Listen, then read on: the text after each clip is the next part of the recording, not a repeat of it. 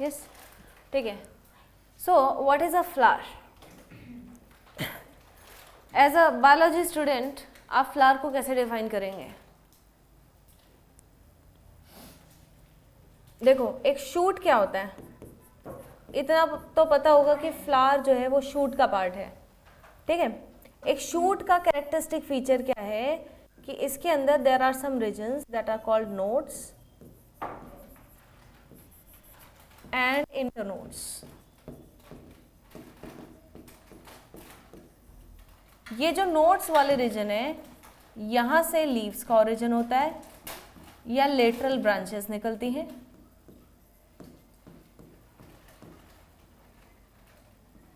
ठीक है। उसी तरीके से अब एक फ्लावर को आप देखो, this is let's say the base of the flower, thalamus. इस थैलेमस से जुड़े होते हैं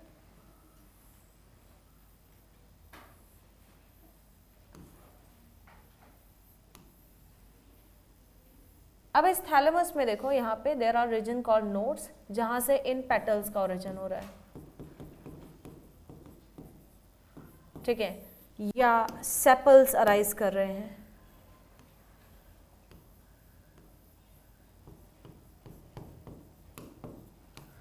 तो इनका ओरिजिन भी नोड से ही हो रहा है, लेकिन यहाँ आपको इंटरनोड नजर नहीं आ रहे, क्योंकि क्या है, ये एक कंडेंस्ड शूट है। तो अगर शूट को कंडेंस कर दोगे तो इंटरनोड नजर नहीं आएंगे। तो flower is simply a condensed shoot, ठीक है। सो flower is simply a condensed shoot, जिसमें क्या होता है कि जो शूट एपिकल मेरिस्टेम होता है,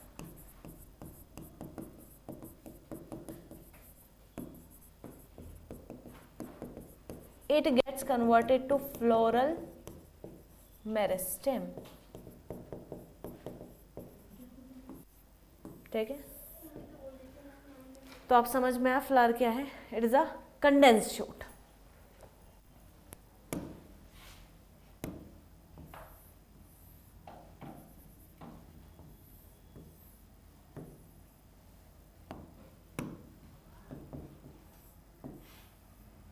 So there are 4 whorls in a flower. Sepals. Sepals के ग्रुप को क्या बोलते हैं हम? This is called calyx. Petals are together called corolla.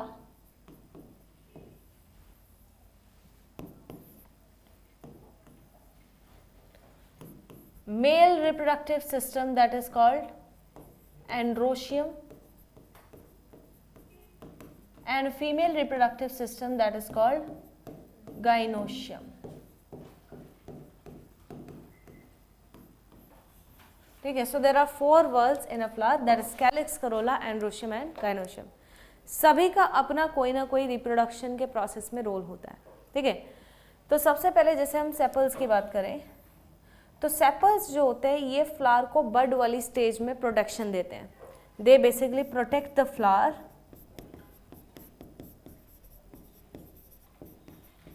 In bud stage.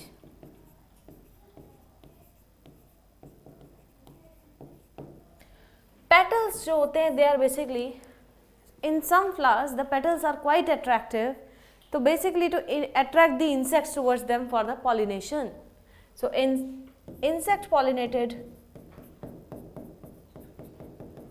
या zoophilic flowers, आप सिंपली बोल सकते हैं zoophilic flowers में petals play a very important role in attracting the animals towards them.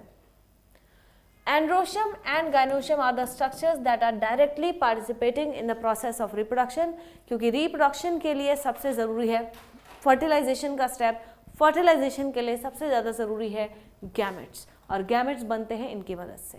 तो ये डायरेक्टली पार्टिसिपेट कर रहे हैं प्रोसेस में, ये इनडायरेक्टली पार्टिसिपेट कर रहे हैं, ठीक है। तो पहले हम इनके बारे में जानेंगे, इनके बारे में डिटेल आप पढ़ेंगे मॉर्फोलॉजी में। Here since we are dealing with only the reproductive part, so we will be dealing with the stamen and pistil. तो सबसे पहले रिप्रोडक्शन मैंने आपको बताया कैसे पढ़ना होता है। चैप्टर को 3 भाग में डिवाइड करके, pre fertilization event, fertilization and post fertilization.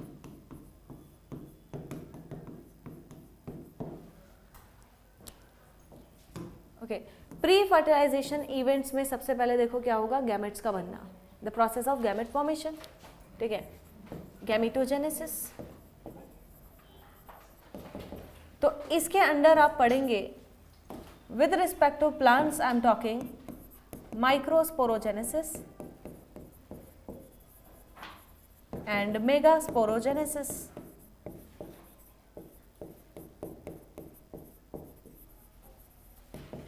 क्योंकि इन्हीं प्रोसेस से आगे चल के गैमेट्स बनते हैं, ठीक है, these are the process with, ठीक है, ultimately lead to the gamete production. Another, ठीक है, अब फर्टिलाइजेशन करानी है, गैमेट्स चाहिए, तो गैमेट्स का एक दूसरे के पास जाना भी जरूरी है, यानी कि gamete transfer.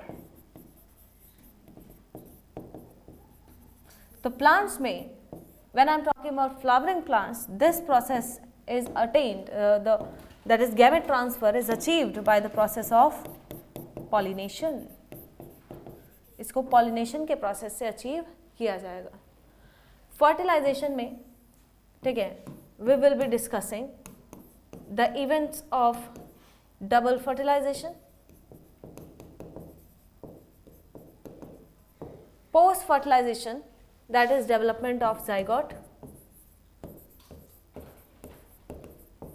which gets converted into embryo, development of seed जो कि किससे बनता है, ओव्यूल से, development of fruits जो कि किससे बनता है, ओवरी। तो ये सभी प्लांट के रिस्पेक्ट में pre fertilization, fertilization and post fertilization events. So will start from the pre fertilization events.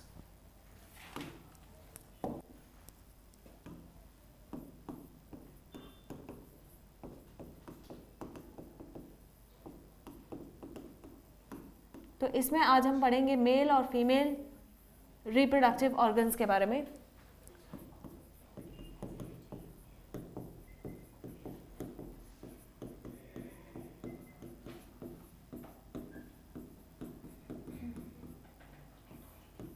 So male reproductive organ that is called stamen.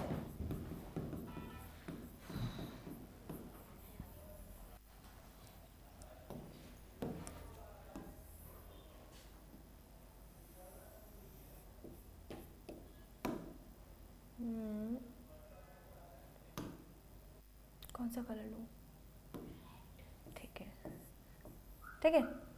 So two important parts, anther and filament. Okay, तो filament की मदद से जो stamen है, it could be either attach to the base of the flower और it could be attach to the petal, epipetalous condition like in case of Solanaceae family, ठीक है। So this filament could be attach to the base of flower और petal.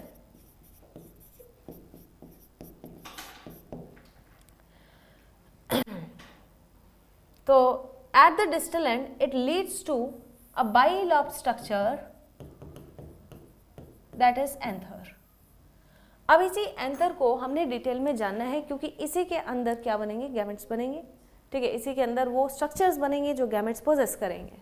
तो इस anther को थोड़ा सा और डिटेल में पढ़ते हैं, इसका टीएस सेक्शन समझते हैं।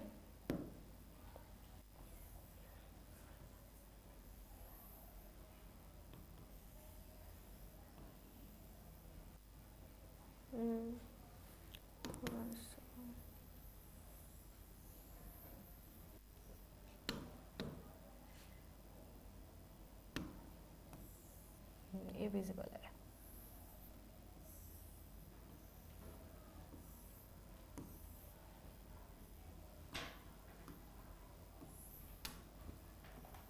ओके, तो ये इस तरीके का स्ट्रक्चर है, दिस इज एंथर।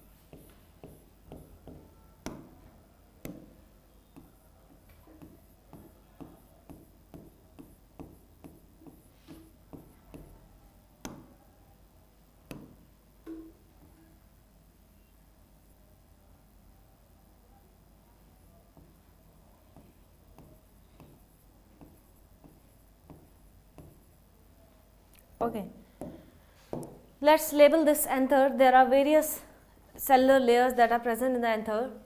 ठीक है, सबसे पहले तो एंथर के नेचर को समझो. यहाँ पे आपको दिख रहा है ये एंथर बाइलॉब्ड है. अब ये लॉब्स का क्या मतलब है, देखो, this is the first lobe of the anther, this is the second lobe of the anther. अब हर एक लॉब के अंदर यहाँ पे देखो बीच में ना एक लाइन ऑफ डेहिसेंस होती है. यहाँ से बेसिकली एंथर टूटता है, तभी जाकर के पोलन ग्रेन्स रिलीज होते हैं. तो each lobe is divided into two theca. अब क्योंकि हर लॉब में टू थिका है इसलिए इसको डाइथिकस कहा जाता है. And since it is bilobe that's why bilobe and dithecous. अब देखो इसमें लेयर्स को समझते हैं. तो इसके अंदर हम कह रहे हैं कि वो प्रोसेस होने वाला है जिससे कि हमारे पोलन ग्रेन्स बनेंगे, दैट इज माइक्रोस्पोरोजेनेसिस. ठीक है, अब कोई ना कोई टिश्यू तो होता होगा जिससे कि ये स्पोर्स बनते होंगे. ठीक है, तो यहाँ पे देखो ये चार इस तरीके से यहाँ पे एक दो लॉब बने और दो लॉब में एक एक थिका बना. अब देखो इस तरीके से यहाँ पे क्या बन गया, एक टेट्राहेड्रल टाइप का स्ट्रक्चर बन गया. अब यहाँ पे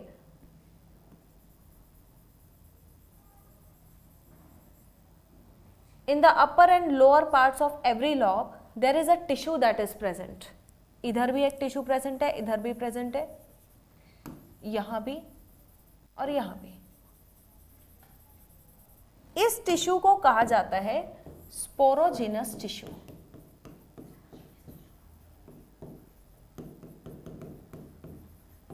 इस टिश्यू के सेल्स से अल्टीमेटली हमारा पोलन ग्रेन का फॉर्मेशन होता है. इस टिश्यू के अंदर there are cells called microspore mother cell. इन माइक्रोस्पोर मदर सेल से हमारे माइक्रोस्पोर्स बनेंगे और इन माइक्रोस्पोर से हमारे पोलन ग्रेन्स बनेंगे. ठीक है,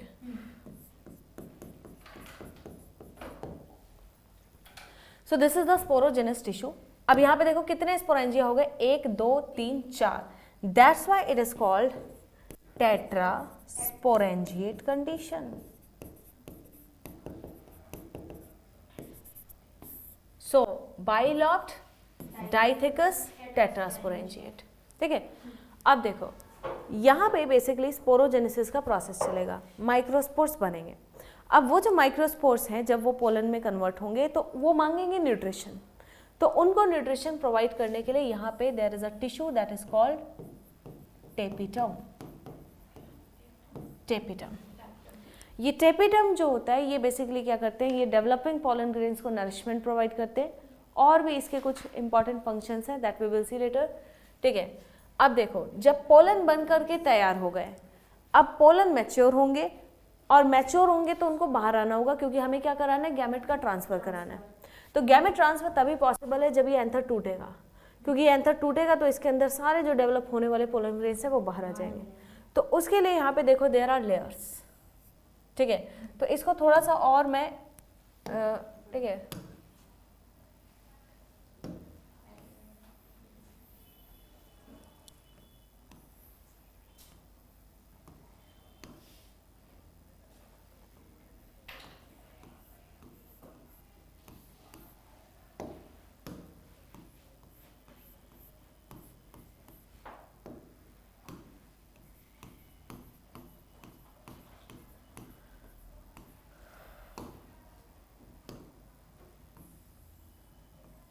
okay.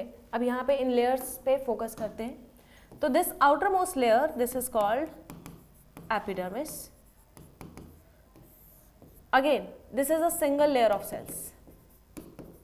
As you can see this is a single layer of cells. Then this is endothecium. Again this is also the single layer of cells. ये जो आप देख रहे हैं there are multiple layers of cells that are present here. These are called middle layers. ठीक है, तो 2 to 3 layers इसकी यहाँ पे मौजूद होती है और बाकी इन दोनों की ही सिंगल सिंगल लेयर प्रेजेंट होती है. ठीक है, दिस इज आवर टेपिटम और ये जो अंदर बैठा है that is the sporogenous tissue. ये स्पोरोजेनस टिश्यू के सेल्स हैं.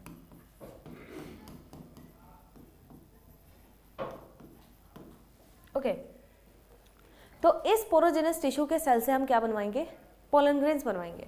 ठीक है, तो पहले पोलन ग्रेन्स बनवाते हैं। तो process of pollen formation,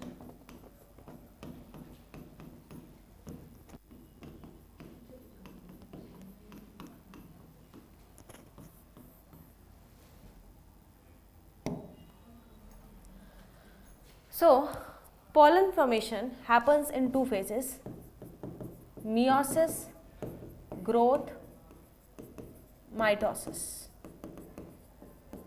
These are the main steps that are involved in the pollen formation. Sporogenous tissue के सेल से हमारे पोलन ग्रेन्स का प्रोडक्शन होगा।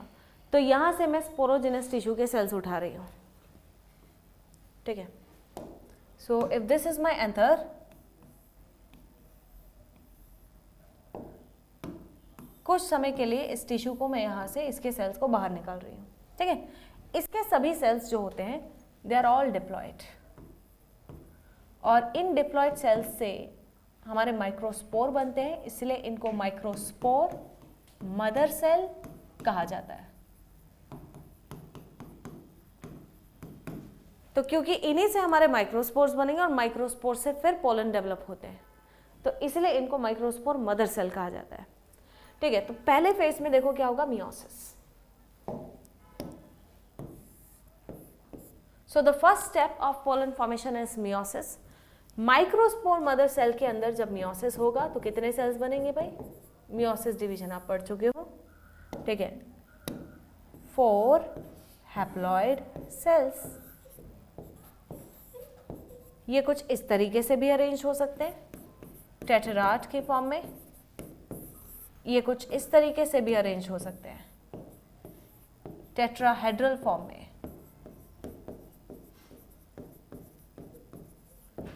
So these are the 4 haploid microspores that are produced here.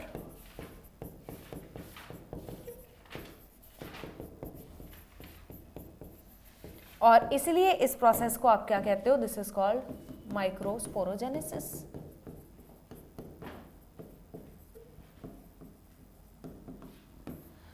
So simply the process of formation of 4 haploid microspores from the microspore mother cell is what you call the microsporogenesis. अब देखो यहाँ पे ये जो 4 microspores बनते हैं ना, ये आपस में जुड़े होते हैं with the help of callose layer. तो यहाँ पे ये callose की वजह, callose टिश्यू के कारण आपस में क्या होते हैं, these are attached to each other. इनसे अगर पोलन बनाने हैं तो इनको आपस में क्या करना पड़ेगा, हमें डिसोशिएट करना पड़ेगा, ठीक है।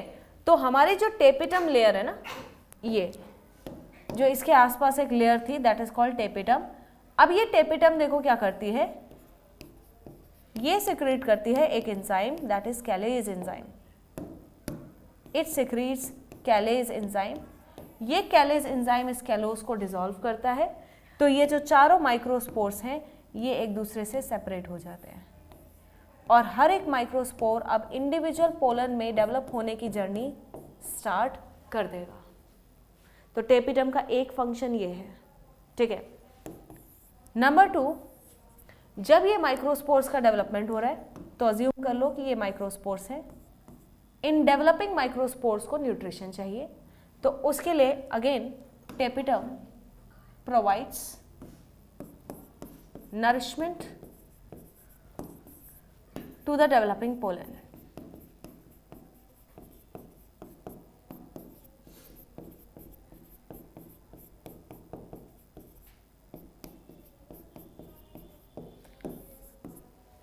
Another function, secretion of pollen kit.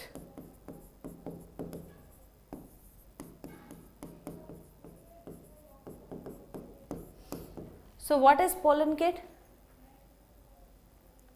ठीक है, जो इंसेक्ट पॉलिनेटेड वो होते हैं ना, इंसेक्ट पॉलिनेटेड प्लांट्स होते हैं, उनके अंदर क्या होता है कि जो पोलन होता है it is sticky in nature, ठीक है।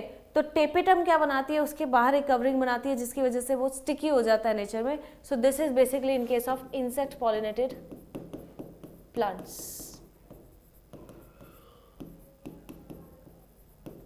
तो these are the important functions of tapetum. अब देखो, अब इस माइक्रोस्पोर के साथ आगे क्या होगा, now each microspore will get converted into pollen. तो इसमें सबसे पहले होती है ग्रोथ। मैंने आपको 3 स्टेप बताए, मियोसिस, ग्रोथ, माइटोसिस। इसमें सबसे पहले क्या होती है, ग्रोथ। ठीक है, क्योंकि अब इसमें 2 सेल्स बनने वाले हैं माइटोटिक डिवीजन से, तो सबसे पहले हो गई ग्रोथ। ठीक है, अब देखो क्या होगा, यहां पे अनइक्वल माइटोसिस शुरू होगी। अनइक्वल माइटोसिस, अनइक्वल माइटोसिस का मतलब कि यहां पे माइटोसिस से क्या होता है, 2 सेल्स बनते हैं सेम साइज के अक्सर, लेकिन यहां पे अनइक्वल साइज के 2 सेल्स बनेंगे, इसलिए यहां पे जो स्पिंडल बनता है वो असिमेट्रिक स्पिंडल होता है। This is asymmetric spindle. ठीक है, अब देखो जब सेल डिवीजन होगी तो यहाँ पे 2 सेल्स बनेंगे, एक छोटा सा सेल बनेगा। ठीक है, इसका न्यूक्लियस आप देखोगे बड़ा ही वेल डिफाइंड होगा, और एक लार्ज सेल बनेगा जिसका न्यूक्लियस ज़्यादा डिफाइंड नहीं है। We will understand the reason ऐसा क्यों होता है। अब देखो, ये जो लार्ज सेल है ना, इसको कहा जाता है वेजिटेटिव सेल या ट्यूब सेल, और ये जो छोटा वाला सेल है this is called generative cell. अब देखो पोलन कैसे बनेगा। ये पहली माइटोसिस हुई, this is the first mitosis, और फर्स्ट माइटोसिस के एंड में आप देख सकते हो यहाँ पे 2 सेल स्टेज वाला पोलन बना है। ये अभी मैच्योर पोलन नहीं है, इसमें जब दूसरी माइटोसिस होगी तब ये मैच्योर पोलन कहलाएगा, क्योंकि इसके अंदर अभी मेल गैमेट्स बने नहीं हैं, ये जनरेटिव सेल से बनते हैं। ठीक है, अब देखो ये दोनों ही सेल्स का क्या फंक्शन होता है। बहुत से प्लांट्स में क्या होता है, अब जैसे यहीं पे मैं आपको डेहिसेंस का प्रोसेस भी समझा देती हूँ। ठीक है, जब यहाँ पे पोलन्स बन गए, चाहे वो 2 सेल स्टेज हो चाहे 3 सेल स्टेज, पोलन बन गए, तो अब इनको बाहर आना है। ये पूरी तरीके से ठीक है डेवलप हो चुके हैं, इनको बाहर आना है, पूरा नरिशमेंट वगैरह इन्हें सब कंज्यूम कर लिया। अब देखो क्या होता है, when the pollen grains are fully developed, what happens, ये जो बाहर वाली जो layers आपको दिख रही है, epidermis, endothecium, middle layers, they start losing water. They start losing water, जिसके कारण ठीक है यहाँ पे इस तरीके से एक टेंशन फोर्स क्रिएट होता है, और इतना ज़्यादा फोर्स यहाँ पे क्रिएट हो जाता है कि यहाँ ये बीच में से एंटर, इस यहाँ पे एक लाइन बनती है, this is called line of dehiscence, यहाँ से ये पूरा ब्रेक हो जाता है, और अंदर ये जो डेवलप्ड पोलन ग्रेन्स है हमारे, ये बाहर आ जाते हैं। This event is called dehiscence of anther. ठीक है, तो लेट्स सपोज 2 सेल स्टेज है या 3 सेल स्टेज है। ठीक है,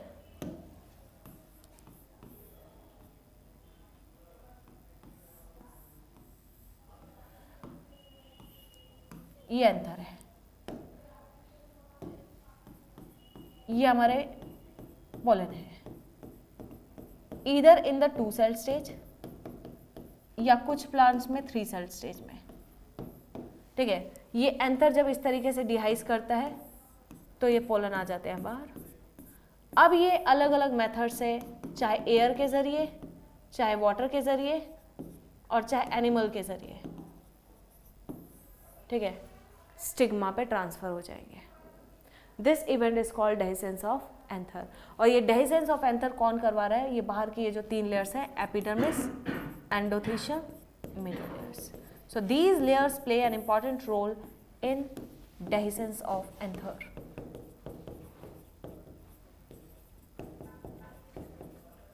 ओके, अब देखते हैं ये 3 सेल स्टेज कैसे बनती है। मैक्सिमम प्लांट्स में क्या होता है, 40% प्लांट्स में जो पोलन होता है वो 2 सेल स्टेज में ही रिलीज होकर के स्टिग्मा पे लैंड करता है। बाकी 60% में देखो क्या होता है, सॉरी मैंने उल्टा लिख दिया, this is 60%, rest of the 40% में देखो क्या होता है। अब यहां पे मैंने आपको बताया कि ये जो जनरेटिव सेल है इसका न्यूक्लियस है well defined, it is having well defined nucleus. Okay, और यही रीजन है कि इसमें जब माइटोसिस का प्रोसेस होता है तो यहां पे बनते हैं 2 male gametes.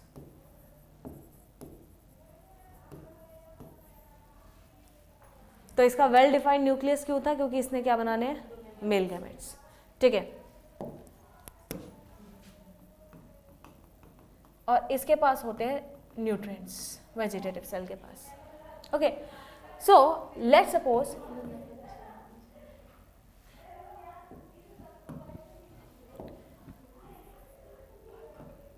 This is the 3 cell stage of a pollen. 40% plants में क्या होता है? ठीक है, 40% प्लांट्स में जो पोलन है वो स्टिग्मा पे इसी स्टेज में लैंड करेगा, रेस्ट 60% में 2 सेल स्टेज में। ठीक है, अब देखो ये हम सपोज कर लेते हैं दिस इज द स्टिग्मा। अब वेजिटेटिव सेल के फंक्शन को समझते हैं।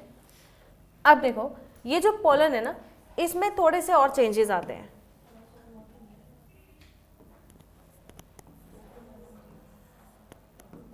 There are certain changes that take place in the pollen. इसके अंदर there are 2 layers of cells that are formed.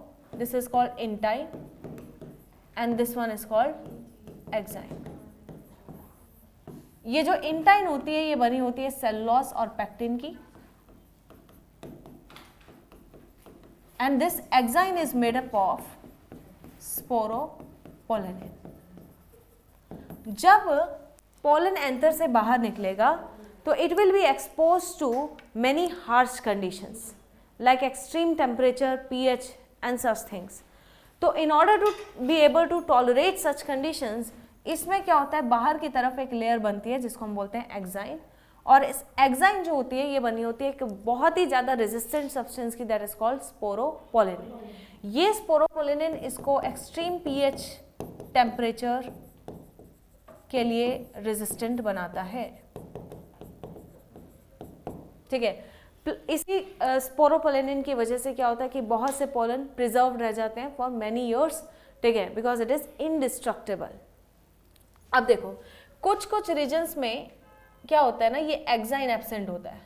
In some regions the sporopollenin is absent. इन regions को कहा जाता है जर्म पोर्स। अब सपोज कर लो कि ये पोलन स्टिग्मा पे लैंड कर गया,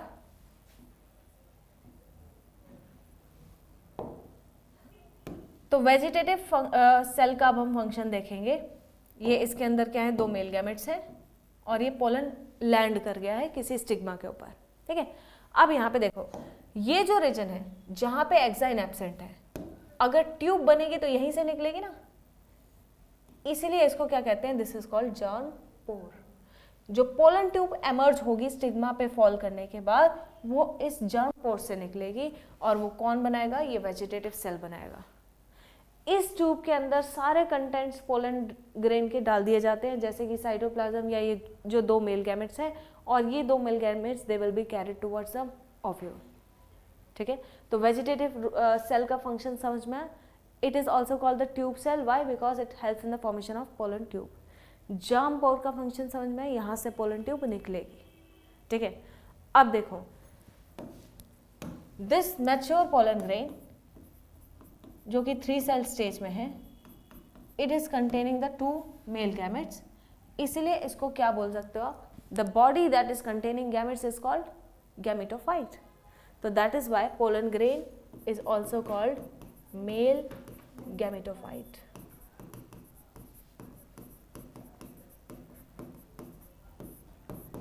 So this pollen is called male gametophyte since it is carrying the 2 male gametes.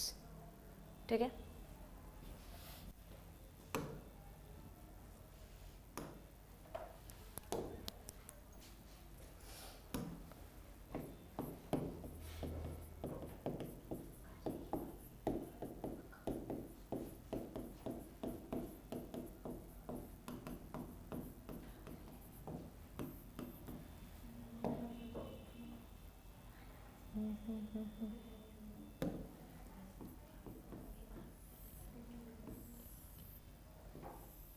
So this is the female reproductive system having three main parts: stigma, style, ovary. Stigma is basically the receptive surface for pollen grains. Style simply makes the route for the pollen tube and it connects stigma to ovary.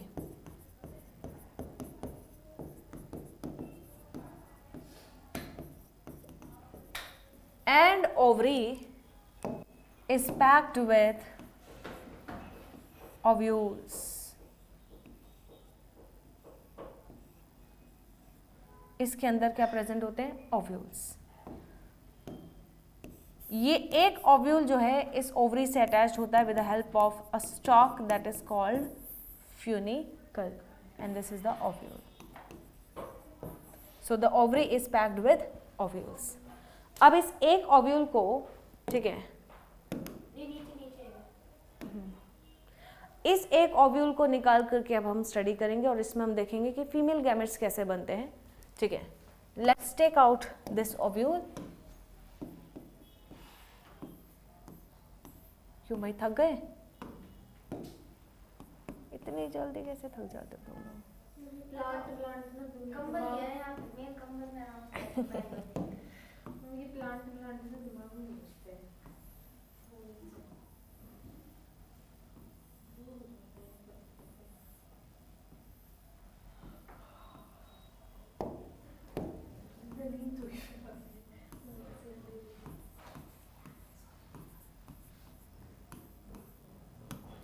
तो this is the structure of a typical ovule.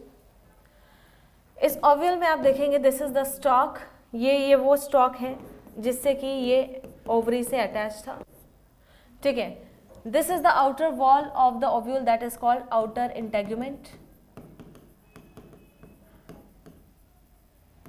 This is the inner integument.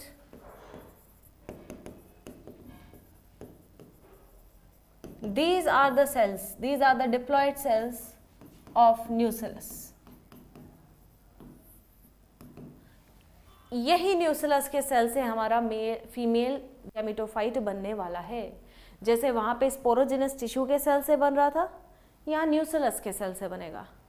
ठीक है, तो this is the open end जहाँ integuments present नहीं होते. This is called micropylar end and this one is called chalazal end. Micropyle के जो just opposite होते हैं ना, this is called chalazal end. अब इस न्यूसेलस के सेल को बाहर निकाल करके हम मेगास्पोरोजेनेसिस का प्रोसेस समझेंगे.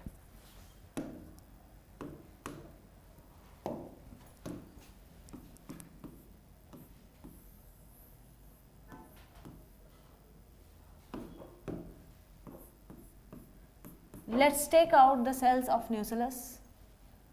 तो ये न्यूसेलस का डिप्लॉइड सेल है. ठीक है, अब देखो इसमें होगी सबसे पहले तो मियोसिस, और मियोसिस होगी तो दो सेल्स बन जाएंगे. यहाँ पे पहले दो हैप्लॉइड सेल्स बन जाएंगे. फर्स्ट मियोसिस हुई तो दो हैप्लॉइड सेल्स बने. सेकेंड मियोसिस हुई तो 4 हैप्लॉइड सेल्स बने. 4 हैप्लॉइड सेल्स. यूजुअली ये जो हैप्लॉइड सेल्स होते हैं ना, they are arranged in a linear manner, और इनको हम क्या बोलते हैं? These are called 4 megaspores. Okay, तो ये होगा मियोसिस वाला फेज. अब देखो इस मेगास्पोर से आगे चल के फीमेल गैमेटोफाइट बनेगा. इन केस ऑफ माइक्रोस्पोरोजेनेसिस आपने देखा कि चारों माइक्रोस्पोर्स जो यहाँ पे बने थे, चारों अपना अपना अलग एक पोलन ग्रेन बना देंगे. यहाँ ऐसा नहीं होगा. ये बहुत इंपॉर्टेंट डिफरेंस है. यहाँ ऐसा नहीं होगा. यहाँ क्या होगा कि 3 मेगास्पोर्स डीजनरेट हो जाएंगे और 1 मेगास्पोर फंक्शनल रहेगा. ये जो पूरा प्रोसेस है जिससे कि मेगास्पोर्स बन रहे हैं, इस is called megasporogenesis.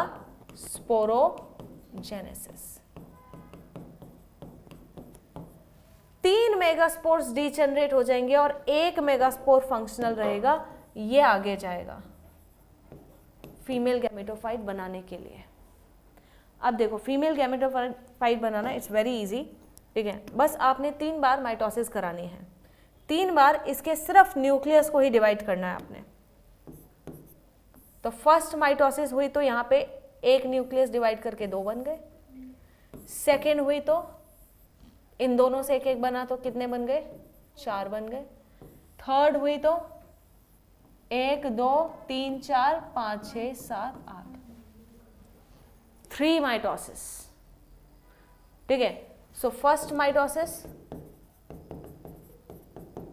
Second mitosis, third mitosis, और थर्ड माइटोसिस के बाद आप देख रहे हो कितने न्यूक्लियस बन गए, न्यूक्लियस तो कितने हो गए, 8। अब सेल वॉल बनने शुरू होंगे। इन सेल डिविजन्स में आप एक चीज नोटिस करो कि यहाँ पे कोई सेल वॉल नहीं बन रहा, सिर्फ न्यूक्लियस न्यूक्लियस डिवाइड किए जा रहा है। ऐसी डिविजन्स को आप क्या कहते हो, these are called free nuclear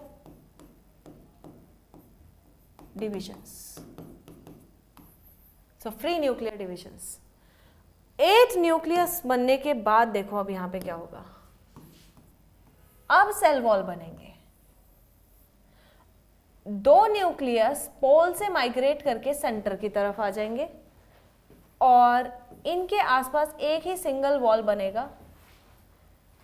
इन दोनों न्यूक्लियस को हम क्या बोलते हैं, these are called polar nuclear, क्योंकि ये एक नॉर्थ पोल से आया है, दूसरा साउथ पोल से आया है, that's why they are called polar nuclear. 3 cells, इसमें से एक सेल है हमारा जो कि डिफरेंशिएट होके क्या बन जाता है, this is called the female gamete.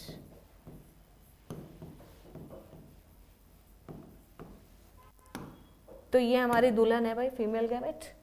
ये इस दुल्हन की सहेलियां हैं, synergids. Okay,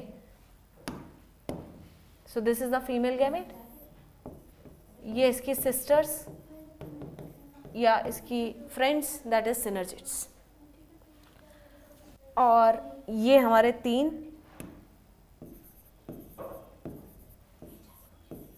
these are called antipodals. Okay, so अब यहाँ पे कौन प्रेजेंट है, फीमेल गैमेट। क्या बोलते हैं इसको, female gametophyte. So this is called the female gametophyte.